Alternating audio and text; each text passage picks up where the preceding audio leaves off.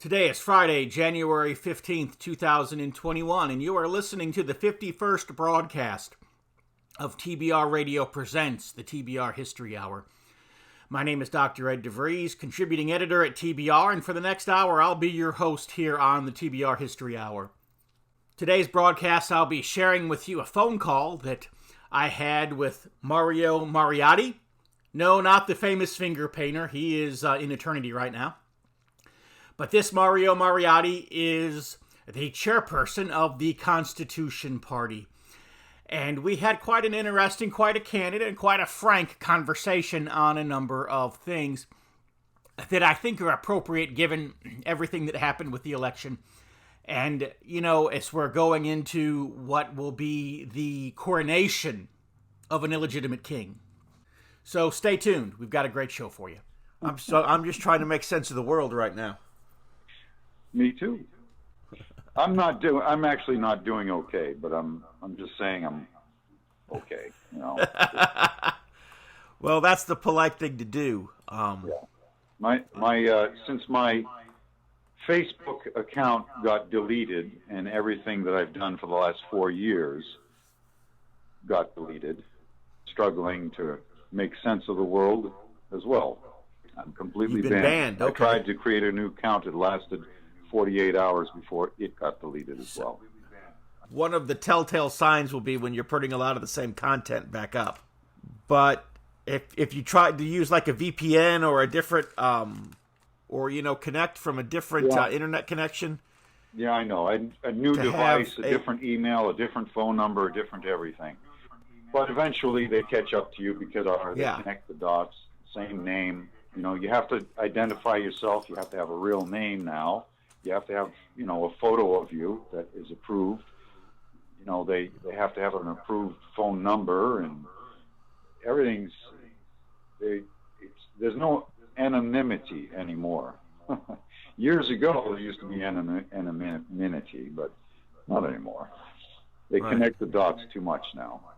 You know, they go through every Twitter account, everything. You know, and now if you lose your Facebook, you lose your Instagram, you probably lose your WhatsApp, for all I know. You lose your Messenger, of course.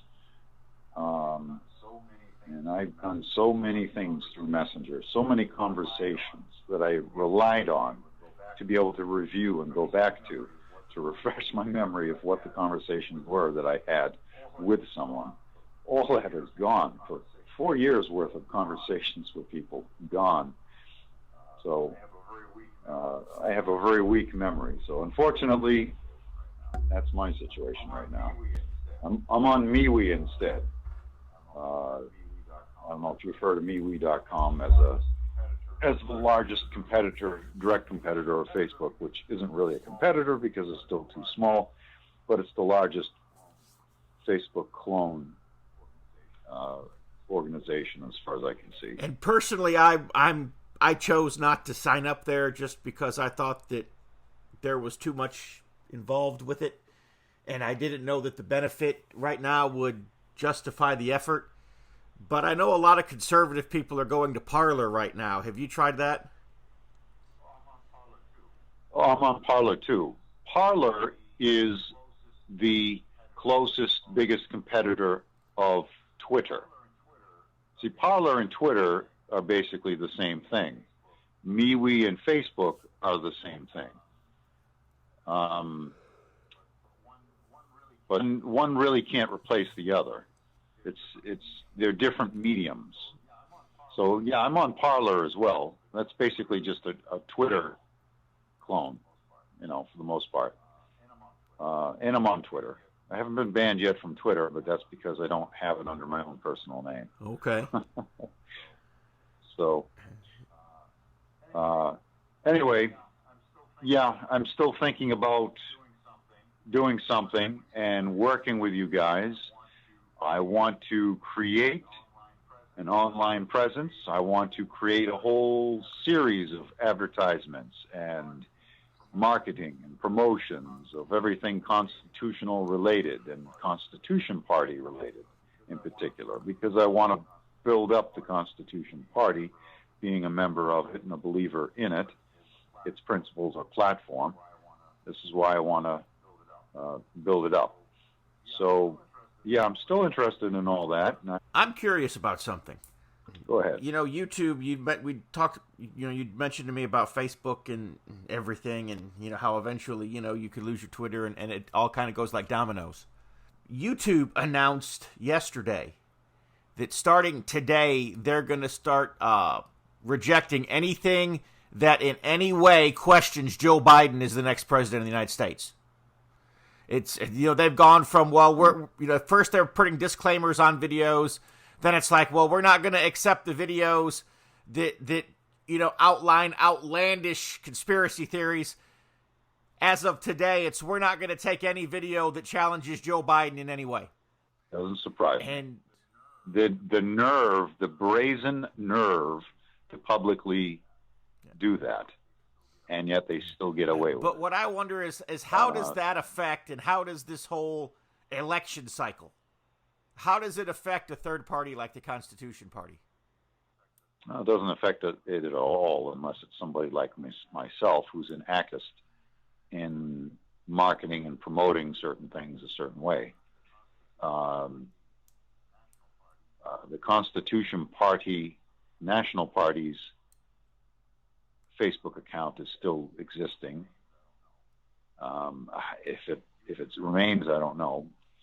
The YouTube account exists.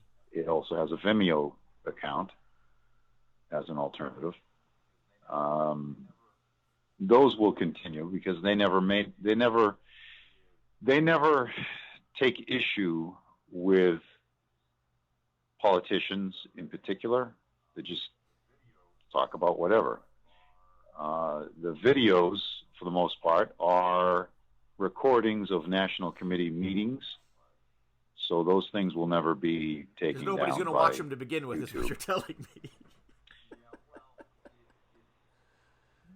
Yeah, well, it's mostly yes, but at the same time, if there is a way of marketing them, which there is, and I'm doing that, I'm starting to get around to trying to market them as educational teaching tools, because there are various educational-oriented videos that are there about the party's principles, platform, constitutional governance, and things like that.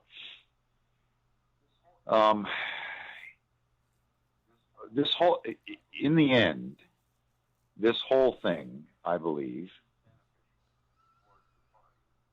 is beneficial towards the party. The more the controversy out there, the more benefit it is towards a third party, because more and more people are frustrated with politics as usual, the status quo, the duopoly, etc. Establishment politics instead of public service. Maybe you could use this as an interview, because I'm getting into this conversation now, so I don't know.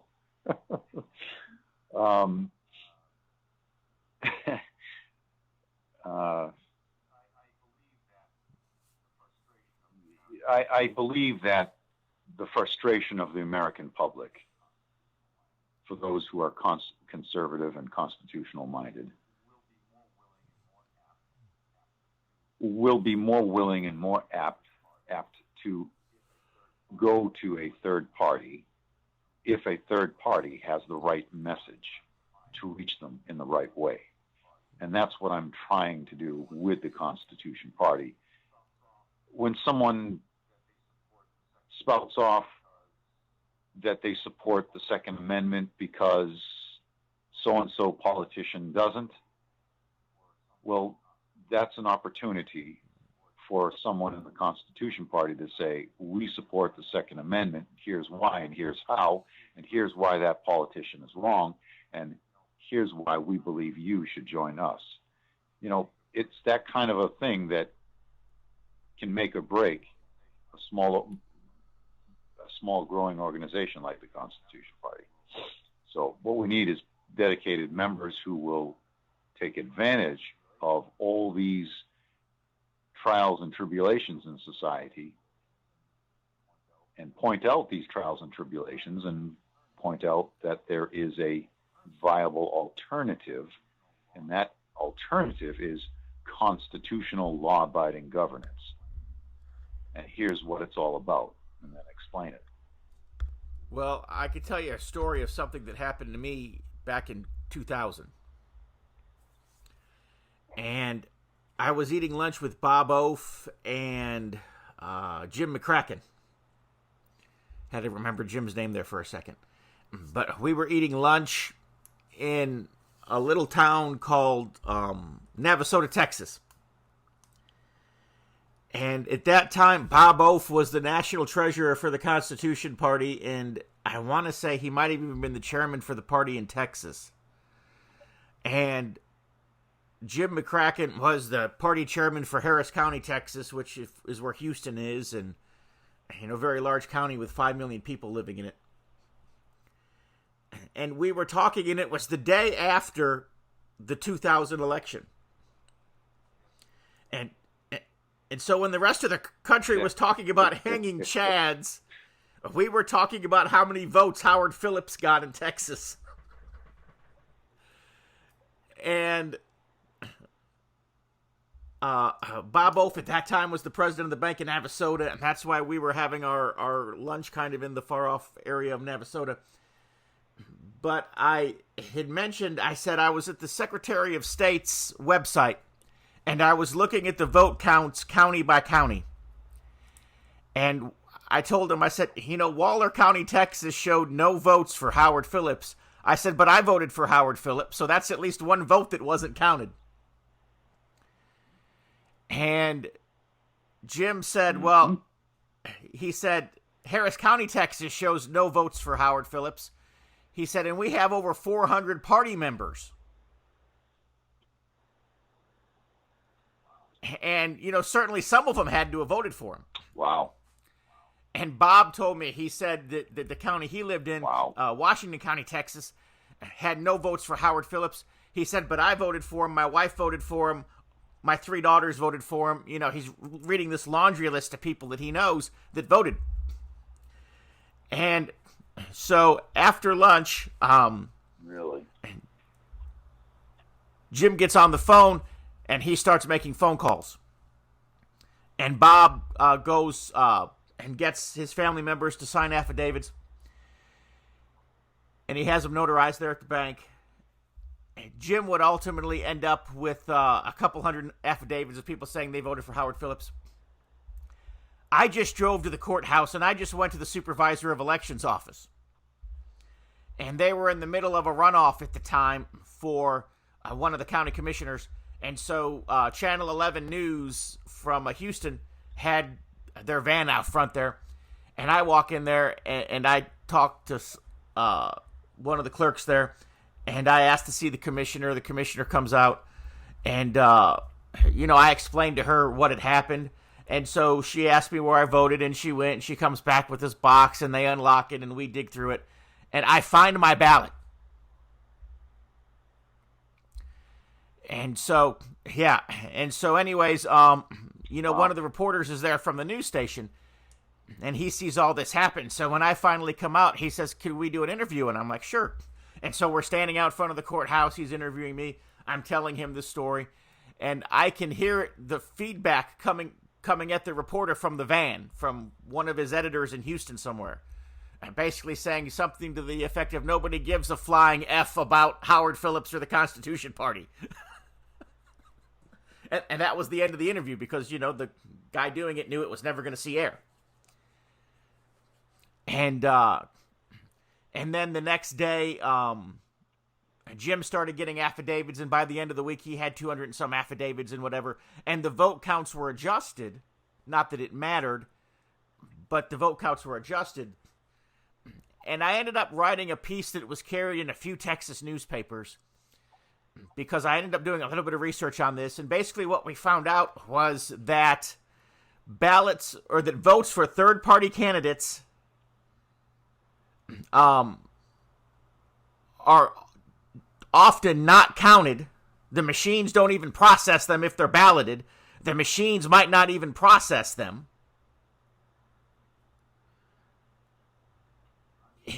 Unless, well, it processes them, it counts them, but it puts it in a separate whatever, and in some places the voting machines don't process third-party candidates unless it's affecting the outcome.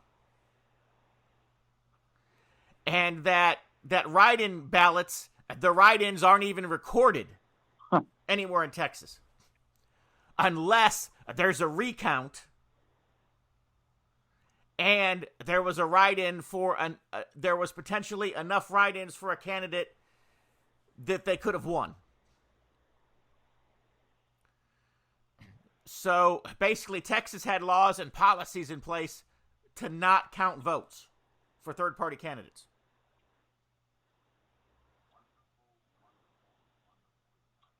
Wonderful, wonderful, wonderful example. And I wonder how much of that could still be exposed criminal in everything that's going on now if somebody would put forth the energy and the effort to do it. Easily.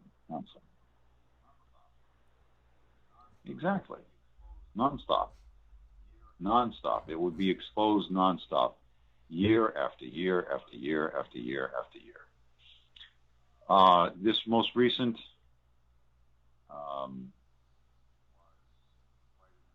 election was quite an interesting one, to be sure. And all across the board, third parties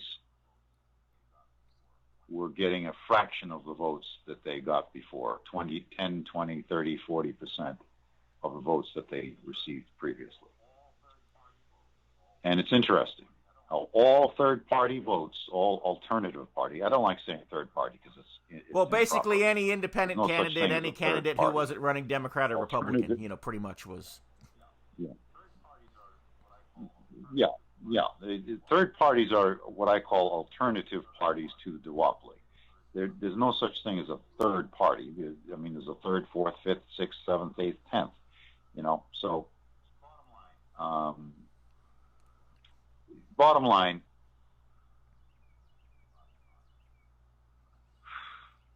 my thought's gone. I lost the thought. There's something important about third. Oh yeah, third parties are all down in their vote counts. Libertarian, Green, Constitution, and who knows who else, with little exception, they're all down dramatically in their vote counts. But the Democrat Party is up by, 12, 15 million higher than what it was over Barack Obama for Joe Biden. 80 million votes, supposedly. And all the other, other parties and their candidates received a very tiny, small fraction of what they used to have. So clearly, that alone tells you there's something wrong. Something very wrong is going on. I don't know if you understand what I'm saying. Well, some things just statistics. The statistical anomaly is too big for it to be an anomaly. Exactly. Open your web browser and type in www.barnesreview.org and discover the Barnes Review magazine. In the Barnes Review, you will read vignettes of man, from the prehistoric to the very recent, from forgotten races and civilizations to first-person accounts of World War II and the late Cold War. There is no more interesting magazine published today, nor a more significant and important subject than real history. So visit www.barnesreview.org and subscribe to the Barnes Review. You can subscribe to receive the Barnes Review magazine in its print form, or in convenient electronic delivery. Our host has been a subscriber to both formats for years. So visit www.barnesreview.org and subscribe to the Barnes Review. The corruption's everywhere, period. So what we need are committed people to do what you did and what that other person did that you said, and just do that regularly. Completely, regularly, in every state. Every state, it should be a policy of the party to have and after the election exit polling analysis. Multi-level analysis done. And to have poll workers automatically, Constitution Party should assign, in every state there should be an assigned group of poll workers from the membership. But the problem is the membership is so few and far between now. Some states it's grown, thankfully. In other states it's shrank or disappeared. But now now we're entering a growth process where we're getting bigger again, thankfully. Many states are growing by significant amounts. And new states are coming online, whereas old states dissolved or disaffiliated. New ones are taking their place, and they're quickly building, which is good. But we'll see what the future holds. And so now I'm having that moment there where I had a thought and I lost it. But do you know Rick Tyler? Rick Tyler is. I don't remember the name. I have memory issues that come and go. I don't have a very good memory. Rick Tyler has ran for. So who's Rick Tyler? Go ahead. Both a U.S. House seat in his district and the U.S. Senate seat from Tennessee. And he probably. I wouldn't know him. He probably won his House seat election twice, but the manipulation that went into the vote count to keep that from happening. But Rick, in 2016 and again this year, Rick was the American Freedom Party's candidate.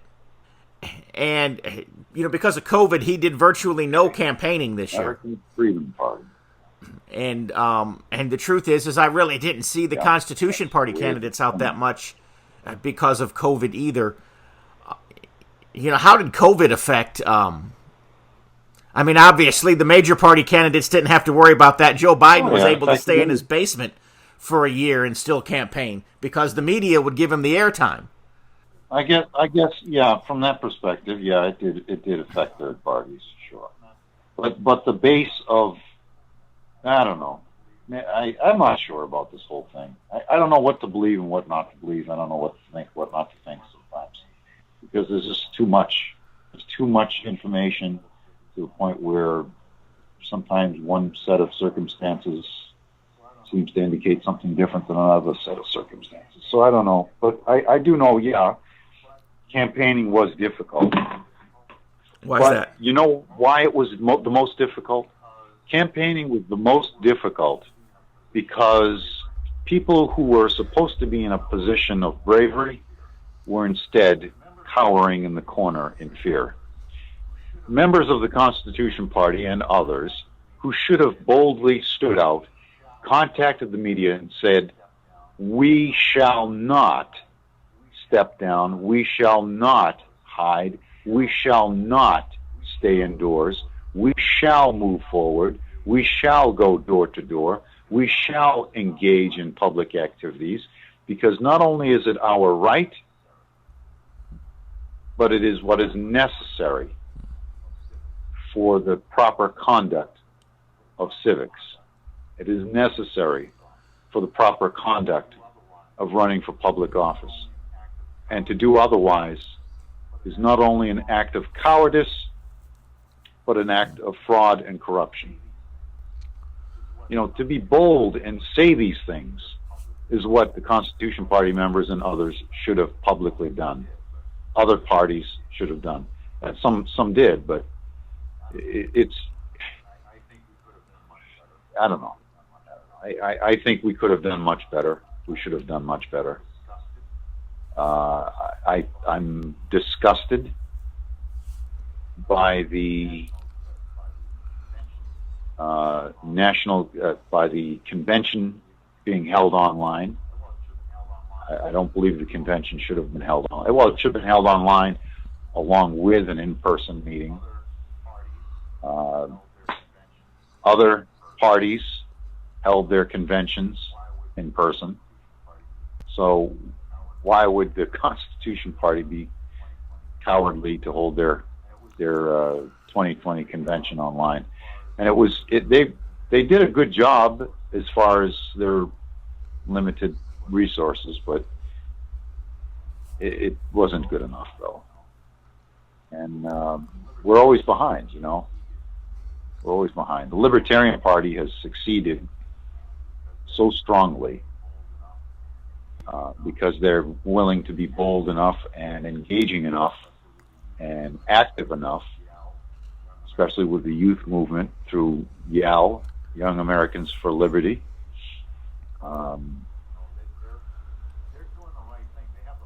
You know, they're doing the right thing. They have the wrong policies in certain areas, but they're doing the right thing in the way that they've advanced themselves to be solidly, strongly, and forever, permanently in third place.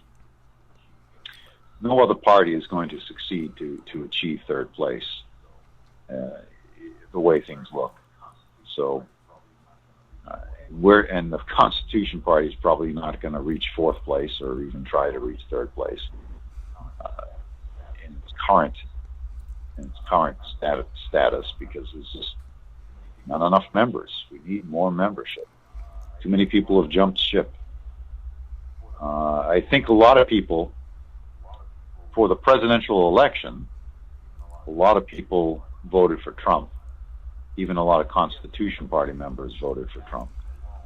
So I guess that alone was a significant drop. Yeah, the more I think about it, that alone was a significant drop in the number of votes that the nominee, Don Blankenship, could have gotten. But there are other issues. Extra, read all about it. If you're like me, and I'll bet you are, you like to be on the cutting edge of honest news and accurate information. 26 times a year, the American Free Press newspaper can be delivered to your door, packed with the kind of uncensored news that I know you're going to appreciate.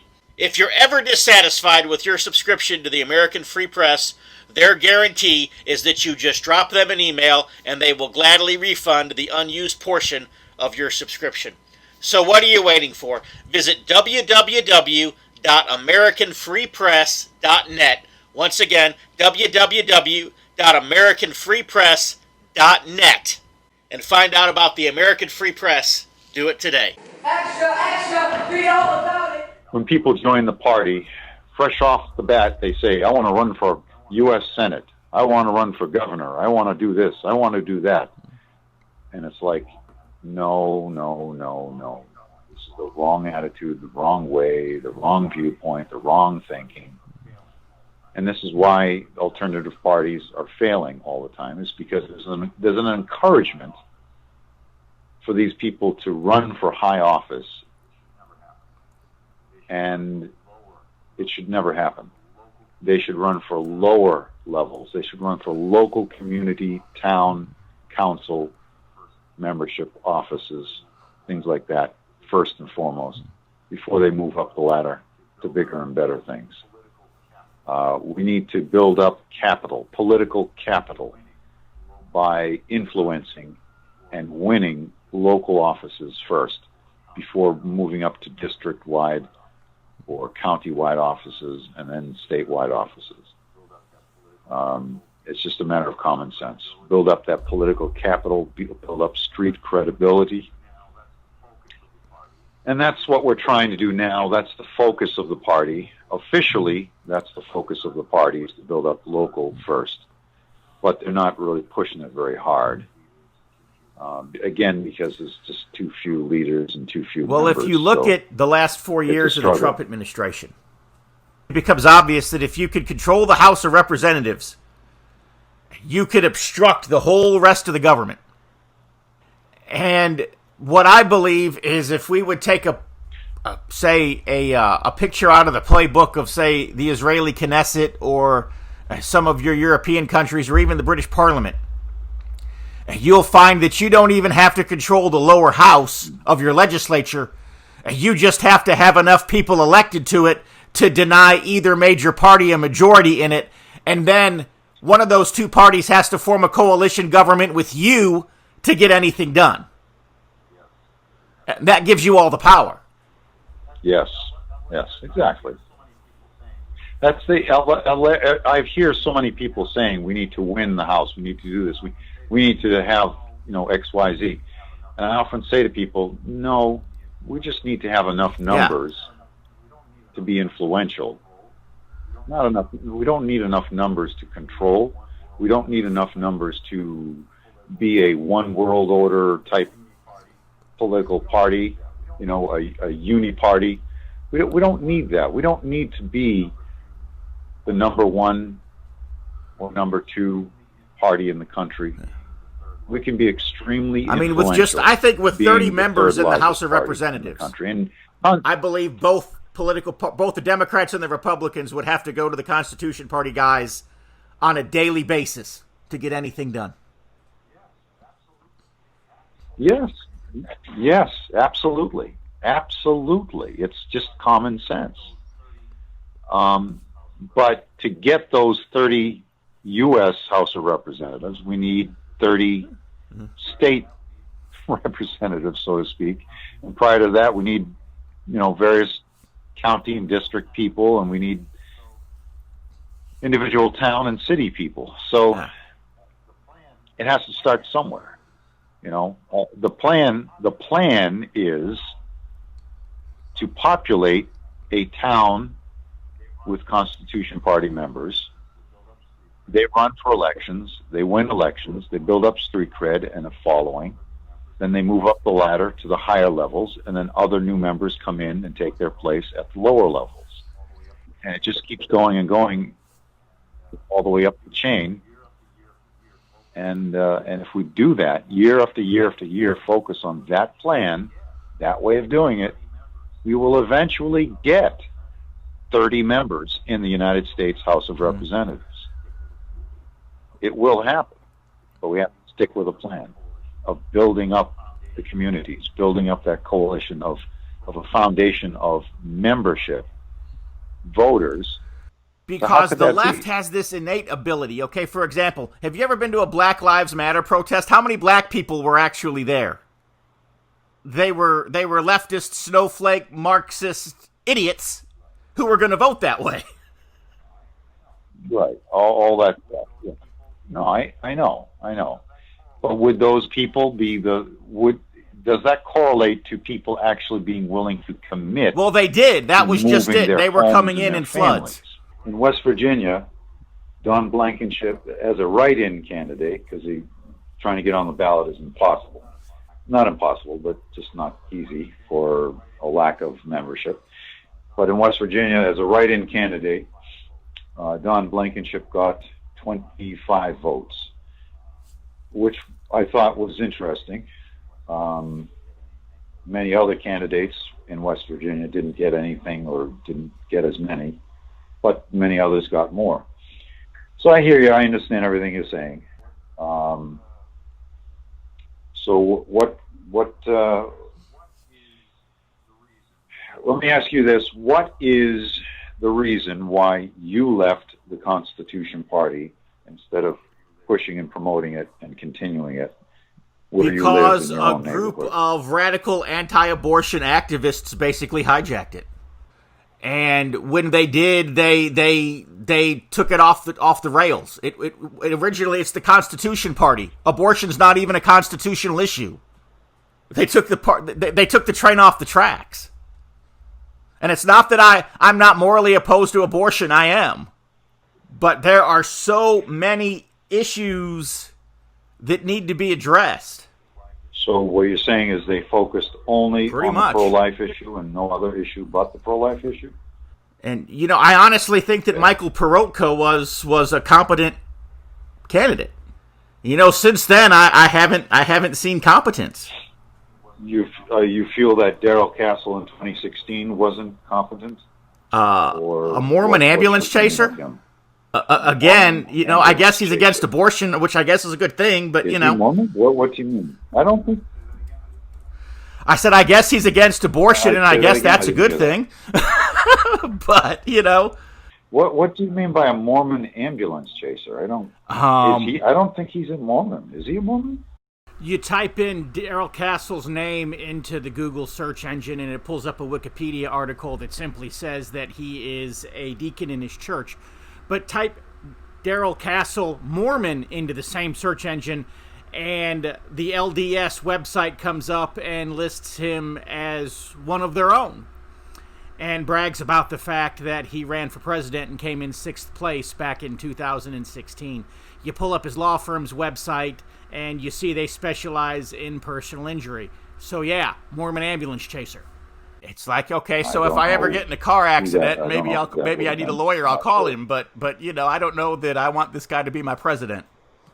And I know that sounds mean or nasty or crass or whatever, and so you didn't know anything about the policies or procedures or principles or platform positions, or there wasn't anything in particular that stood out. The truth is I'll be brutally honest, I really haven't done a lot of supporting of anybody over the last however many years, because I'll take my background back further, okay? Is out of college, I got a job with the Republican National Committee. For that matter, when I was in high school, I was in who's who of the Republican Party in 1990, and I was the only high school student who had that distinction of that honor. But coming out of college, I got a job for the Republican National Committee, and I was the manager of their national phone bank in Houston, Texas. And I got to see the inner workings of the party, and that's why I joined the Constitution Party. I got involved in the Constitution Party, and I realized that I was beating my head up against a wall and wasn't accomplishing anything other than getting a bloody forehead. And so for the next however many years, I pretty much became politically inactive. I, took advantage of the fact that I was a writer and a commentator and a preacher, and I could cynically comment on it all, but I really didn't involve myself in it too much, because why waste my time? Because I knew what Americans are just now figuring it out. I knew it 20 years ago, that the outcomes are determined before the first vote is even cast. Right. Yeah. For the big elections, yes. And this is exactly why there is a change now of policy. There is a change to push and promote. And so I worked my butt off with Christian Exodus for 8 years, thinking, well, okay, so we can't change it at a national level. We can't change the world, but maybe we can change a few counties. Maybe we can change a few towns. Noah built an ark for the saving of his family. We could do that. And that didn't even work out. I just found out that I was politically outnumbered. Well, there's a limit to how much the outnumbering occurs. In some areas, you could win in those counties. As long as you know who's who and where's where. I mean, it's just there's a limit to how far it goes. Most people are sensible. When you deal in the facts and the figures on an emotional level that can reach them personally, then most people are very reasonable and sensible in their reactions and in their belief systems. As long as you know how to reach them and dialogue with them at their level of understanding. The problem we have in the United States, and the problem between the political parties, is that they don't speak to each other, or members of the political parties, they don't speak to each other on a one-on-one basis to understand why do they believe what they believe, how do they believe what they believe, and then to have an intellectually honest discussion on those subject matters without belittling, without berating, without name-calling, etc. If we did that, we could win over a large number of people that would otherwise never be won over. And I'm a firm believer in that. Language is key. If you say the right thing in the right way directly to someone, it will affect them either in a positive manner or a negative manner. And I believe language is key, and the methodology of using language to win people over. But you have to make an emotional connection with people, especially those on the left. leftists are more emotional, whereas rightists, so to speak, are more intellectual, more, logic-oriented. It's like the difference between a man and a woman. Men traditionally, not always, are more logic-oriented. Women are traditionally, not always, more emotional.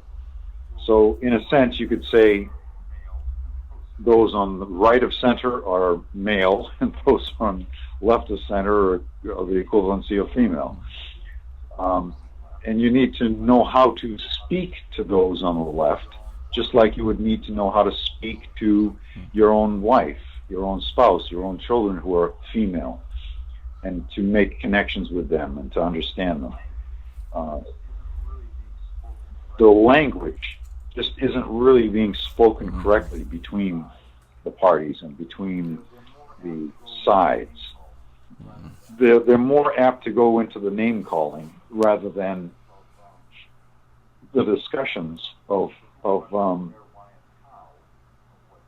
who, what, when, where, why, and how of what they believe. And I think if we enter into a new era of extreme civility during discourse and during arguments or during debates, that it would truly usher in a more peaceful understanding between people and a better, more thorough advancement towards constitutional law-abiding governance. Because once people know and understand the founding principles of the United States of America, the founding principles of what those founders, what those framers of the Constitution did, and what they did when they instituted all these things that they instituted early on, their method of thinking, their method of beliefs. If we share properly these things,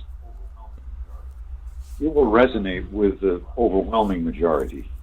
But we're not sharing it properly, and that's the key. We're just not sharing it properly. A lot of organizations are sharing things with a hammer, hammering the information down onto others. And that isn't the way to do it. I'm not saying that all are doing it. Many are not. And they're being successful. Well, many still are. And that's the I think for dissonance. I think one thing we're seeing here is that there are a lot of people who, for example, they felt like they didn't like the Electoral College, but they didn't really know why. The media told them not to. Their professors in college told them not to, whatever. But they didn't even understand how it worked. They don't understand how the process worked. Yeah. And so now people are actually seeing how the process works. So if nothing else, I guess people are going to get an education, whether the outcomes are changed or not. At least people will understand how the system works.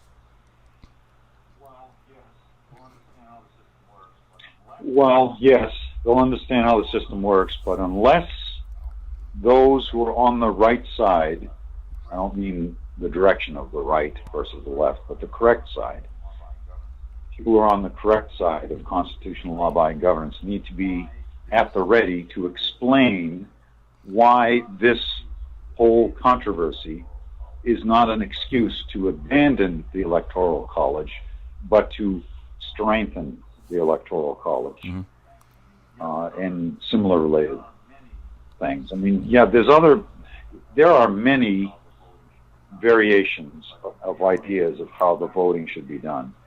But in reality, if we go back to the beginnings of how the country was founded, which you already know, we're not supposed to have, for example, direct voting for our United States senators. They're supposed to be put into place by the state legislature. We're not supposed to have direct taxation of the federal government to the citizenry. We're not supposed to have, all these different things that exist.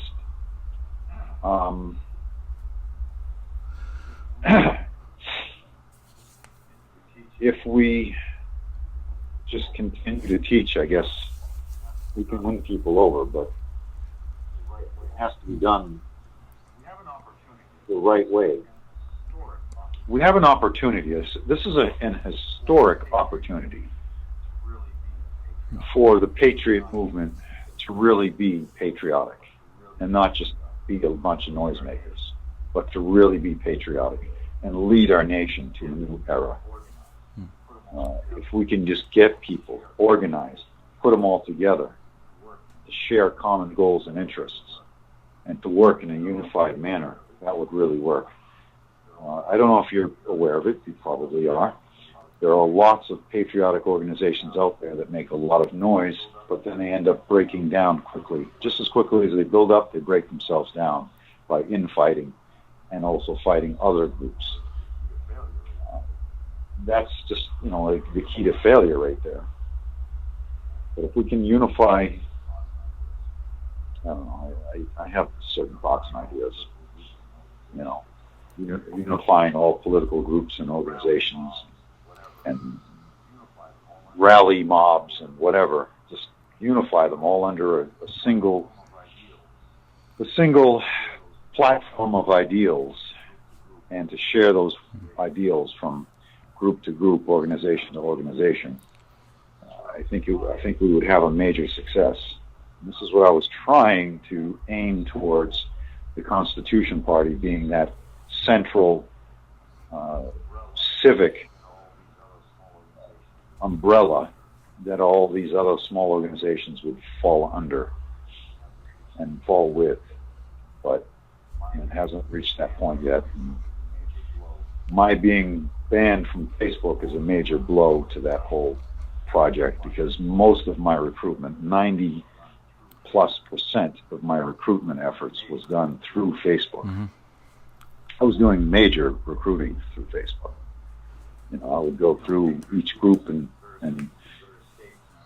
patriot groups and various things in various states, and I would say, hey, join the Constitution Party of Massachusetts, join the Constitution Party of West Virginia, join the Constitution Party of Oklahoma, join the Constitution Party of California, join the and I would be going everywhere saying that to each group that is within each state, patriot groups and other related things.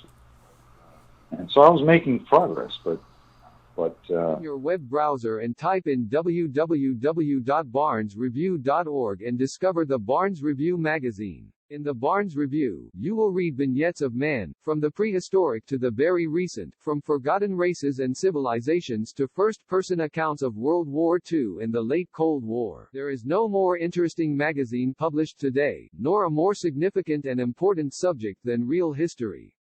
So visit www.barnesreview.org and subscribe to the Barnes Review. You can subscribe to receive the Barnes Review magazine in its print form, or in convenient electronic delivery. Our host has been a subscriber to both formats for years. So visit www.barnesreview.org and subscribe to the Barnes Review. Do you have a website? Okay, no, a website for if you set up a website. And you will control the website. And you don't even need Facebook as far as a landing place for people. Literally, all you do is you set up a Facebook account. You could even use your wife's Facebook account. You set up a Facebook account in another name, whatever. Use your work telephone number as your telephone number to confirm it, whatever you need to do. And then you just go to all of these same places that you went to before, and you just give them the link to the website. Rather than giving them a link to somewhere else on Facebook, you give them a link to a website. Now you control the platform. You're basically using Facebook to get to people like you did before, yes, but you're controlling the platform that they land on, and you don't have to worry about being deplatformed. Correct. Absolutely correct. And this is the fundamental thing that I keep saying to all the people that I engage with and all the state organizations that I engage with, state Constitution Party people, whatever. I tell them that the website, the state party website, should be the central source where all information flows from, and that the Facebook mediums, the social media medium, is just a place to share the links and articles that originally occur on the website and point to the website. so that when people see a brief explanation of something and then they see the link, they click on it and it goes to the website for that state party. I tell people that all the time. All the time. You know, the website should be the central focus of everything. But nobody listens, or very few people listen. It's an uphill battle. It really is. Getting competent people involved is an uphill battle. Really is an uphill battle. But yeah, I agree 100% with what you said. That's exactly what I've been saying to people all along. So tell us where your office is. Where are you located? And also, how did you come to join and find the Constitution Party? How did you come to be involved and work your way up through the ranks to become the chairperson? Yeah, no, I'm in Massachusetts. I joined the Constitution Party in 2016 because I wanted to, for the first time, to belong to a political organization, having never been a part of one. I've always been registered as independent and unenrolled, or unenrolled in a party. I've been a registered voter, but I was unenrolled in a party. I finally said, I want to join up with a group that I can believe in. And so I looked at the Republican Party and I said, well, they seem to hold most of what I believe in, but there's a lot of corruption and shenanigans going on in the Republican Party, and I'm not too confident of being involved in that. And then I looked at the Libertarian Party and I said, well, this Libertarian Party is really good. It has a lot of values that I hold, and it wants to aim towards liberty and freedom for everyone, and small government and things like that. But they go off the rails with the desire to legalize prostitution and have open borders and legalize all kinds of drug use and all these other things. And I'm like, they're more leaning towards freedom and liberty, towards an anarchistic approach, and I don't want to do that either. So I thought to myself, if only there was a party that resembles the best of the Republican Party and the best of the Libertarian Party, putting those two things together. So I kept searching, and eventually, through my online searches, I came across the Constitution Party. And I was very excited once I found out what it was all about, and that its foundational belief was what it was. Then I said, you know what, this is the party for me. So I went to join the Constitution Party of Massachusetts, only to find out that that its house was there, the lights were on, but nobody was home. Texas was that way. Quite literally. 20 years ago, Texas was that way. Yeah. So, yeah, it was sad. I came across it, and I'm like, there's nobody there. It's basically a defunct political organization. There's nobody there. There's no membership. There's no leadership. There's nothing going on. It's unheard of. It's unknown, and they're not even meeting. They're not organizing. They're not meeting. They're not doing anything. And it took like a month of constant, persistent attempts to reach somebody before I finally reached somebody. And it turned out that the phone number on the website went to some guy who had no idea what the Constitution Party was. And, so the phone number they had lost their phone number, and they never bothered changing it on the website. Anyway, long story short, I said, no, I'm not going to stand for this. I finally found it, and here it is, dead, DOA. And I'm like, no, I can't do that. I can't allow that to happen. So I'm going to organize. I'm going to work towards building this up and work towards making this happen. So that's what I did. I spent the next 2 years regularly working towards building up the party, engaging with people. And in 2018, there was a Constitution Party of Massachusetts convention election, and we elected a slate of officers of the party, and that was the beginning of something. And it was because I decided I wanted to make change happen. I wanted to affect change. So I personally went there and did it. I worked with as many people as I could. Unfortunately, I couldn't stay with it because at that point in time, I was the regional chair. So I just decided to focus my attention all over the place instead of my own state.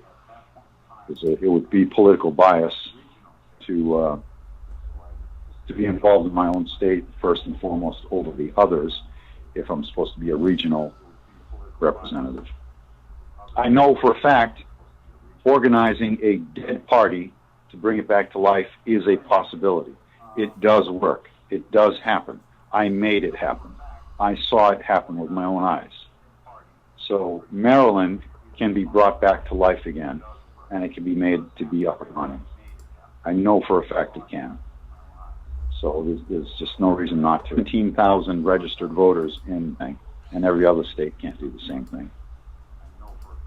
So that's the bottom line. And so I would like to invite you to have further dialogue with me and with others, if I can find others to bring them together into a conference call setting. I would like to do something like that.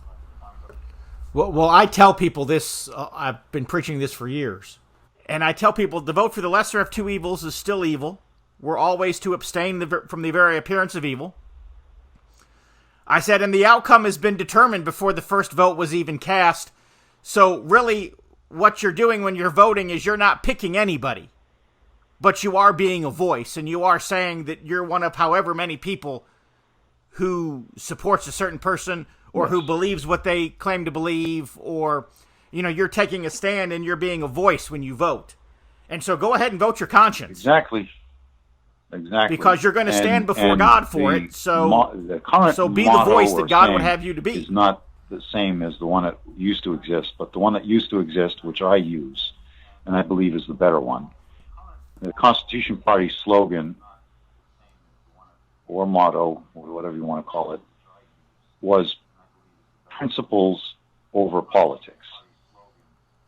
And it's the one that really needs to resonate, and does resonate with most people. People are sick and tired of politics. They want principle. They want principled men and women to run for office. They want principled men and women to run government. So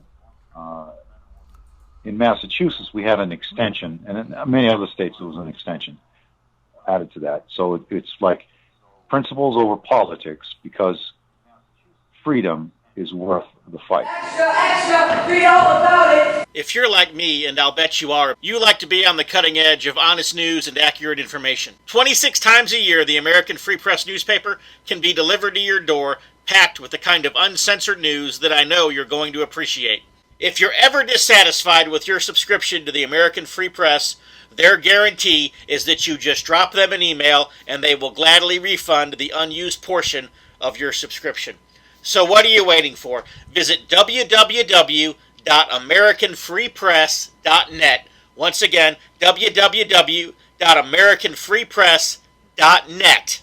And find out about the American Free Press. Do it today. Extra, read all about it. We're out of time for this week's TBR Radio Presents the TBR History Hour. I hope you enjoyed our conversation with Mario Mariotti.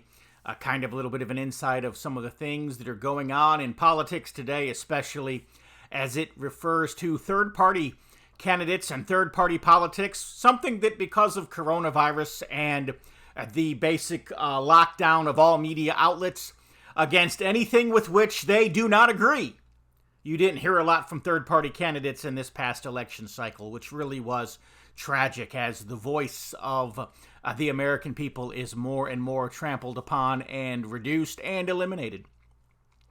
Less and less voice for dissent, which is why I'm in the process of setting up a MeWe account right now. Parler was disconnected, basically. All of the media giants conglomerated together to attack Parler this week, so we'll see what happens with MeWe. If anything comes of it, I'll let you know in an upcoming broadcast. Anyways, visit www.barnesreview.org, www.barnesreview.org. Find out about how you can subscribe to the best revisionist history magazine on the planet. Until then, know that we will be back again next week. Same time, same place.